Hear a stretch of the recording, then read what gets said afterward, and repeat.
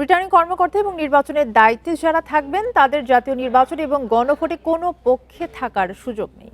সাংবিধানিকভাবে EC স্বাধীন, তবে হ্যাঁ ভোটের পক্ষে সরকারের প্রচারণা নিয়ে মন্তব্য করবে না ইসি, জানিয়েছেন নির্বাচন কমিশনার আনোয়ারুল ইসলাম সরকার।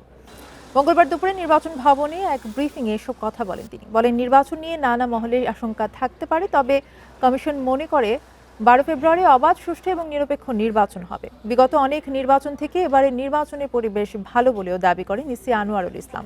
তিনি জানান, রাজনৈতিক দলগুলোর অভিযোগ নিয়ে ব্যবস্থা নিচ্ছেন রিটার্নিং কর্মকর্তারা।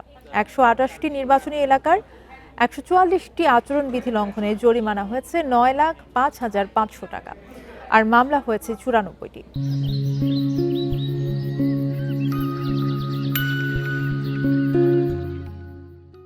এবং প্রতিদিনই আমরা রিপোর্ট পাচ্ছি যে মিনিমাম 50-60টি কেস রুজু হচ্ছে, কোথাও জরিমানা হচ্ছে, কোথাও শোকজ হচ্ছে, মানে কার্যক্রম আপনার জোর সোরে চলছে।